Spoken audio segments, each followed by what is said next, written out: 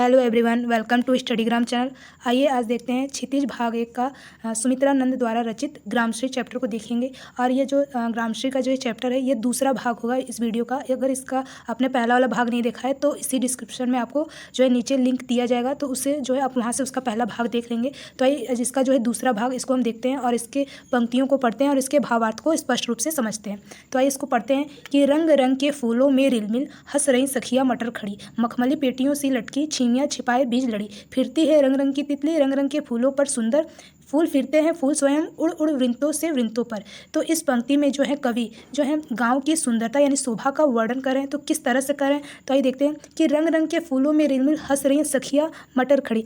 कहते हैं कवि कि कई प्रकार के जो रंग बिरंगे फूल हैं वो आपस में रिलमिल यानी आपस में मिलकर बहुत ही सुंदर लग रहे हैं। और हंस रही मटर जो सखियाँ हैं मटर खड़ी, और वहीं पर उसी फसलों में से जो मटर रूपी जो सखी है वह खेतों में खड़ी है और ऐसा लग रहा है कि वो जब खड़ी है तो वो हंसती हुई नजर आ रही है।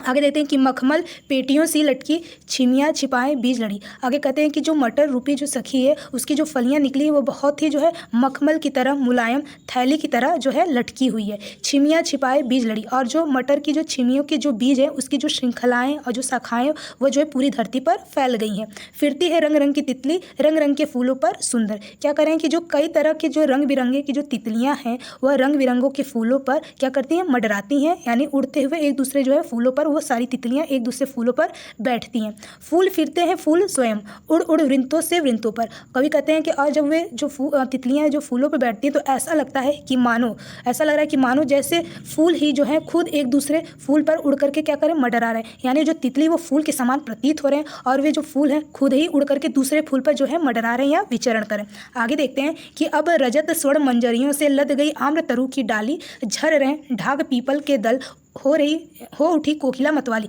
महके कटहल मुकुलित जामुन, जंगल में झरबेरी झूली, फूले आड़ू नींबू दाड़िम आलू गोभी बैगन मूली।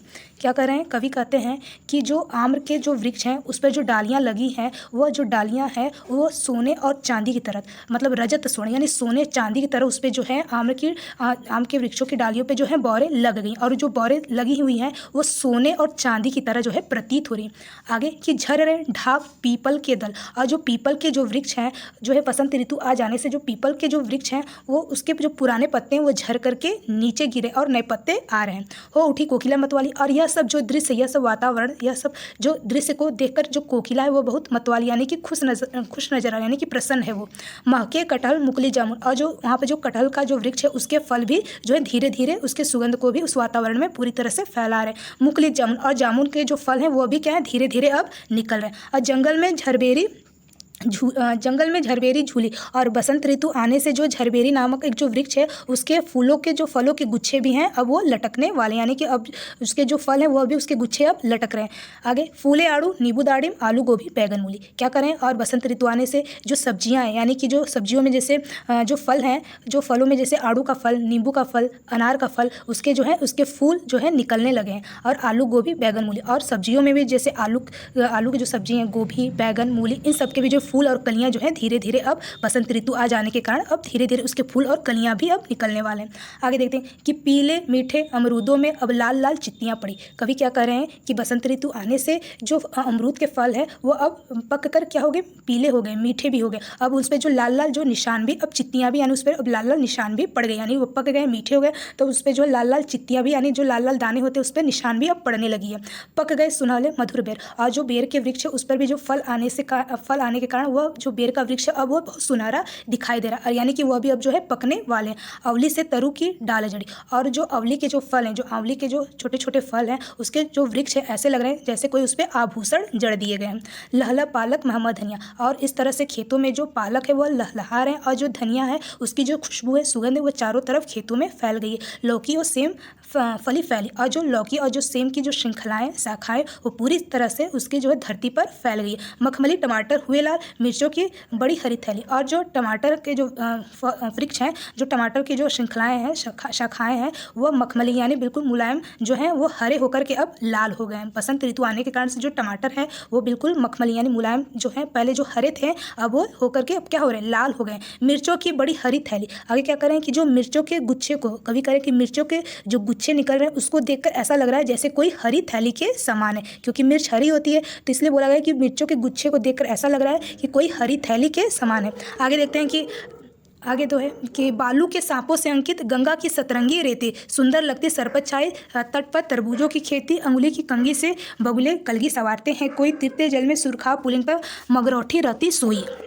क्या करें कि इसमें जो है, इस पंक्ति में जो कवि हैं वह गंगा के जो तट हैं, उसके जो रेत हैं उसका वर्णन करें। तो बालू के सांपों से अंकित गंगा की सतरंगी रेत। कवि कहते हैं कि जो गंगा किनारे जो बालू हैं, जो रेत हैं, वह सांप की तरह जो है दिखाई या चिन्हित हो रहे हैं, जो उसके निशान बन गए। जैसे बालू का ढेर है, रेत के जो ढेर है वह किस तरह से लग रहे हैं दूर से देखने पर, तो सांप की तरह वह दिखाई दे रहे हैं। गंगा की सतरंगी रेत है, और जो गंगा किनारे जो रेत है वह सतरंगी यानी कई रंगों से जो है रंगी हुई है, और वह हरियाली से युक्त, जैसे जो सतरंगी जो रेत है, बालू है, वह हरियाली की तरह दिखाई दे रही है, यानी कि कई रंग बिरंगे जो है सतरंगी रेतों से वो बालू से ढेर बना हुआ है। सुंदर लगती सरपत छाई, और वो जो रेत हैं, जो बालू हैं, वो बहुत ही सुंदर लग रहे हैं। सरपत छाई, सरपत मतलब होता है कि जो उसके जो सरपत मतलब जो उसके घास के जो तिनके निकल, जो रेतों में बालू में जो घास के तिनके निकल रहे हैं वो बहुत ही सुंदर प्रतीत हो रहे हैं। आगे तट पर तरबूजों की खेती, और उसी तट पर, उसी गंगा के तट पर जो है तरबूज की खेती भी होती है, और इस चीज़ को देखकर जो है कवि कहते हैं कि बहुत ही सुहावना लगता है, यानी बहुत ही मनोहर लगता है। उस वहाँ पर जो गंगा के तट पर जो तरबूजों की खेती है, और इस दृश्य को देखकर कवि को बहुत ही मनोहर प्रतीत होता है। अंगुली की कंघी से बगुले कलगी संवारते हैं कोई। क्या करें कि जो बगुले हैं, उसी गंगा के तट पे जो बगुले नाम का जो पक्षी है वो क्या करता है, अपने जो है पंजों के माध्यम से, अपने पंजों के माध्यम से जो उसके कलगी हैं यानी कि जो पंख है उसको संवारता है।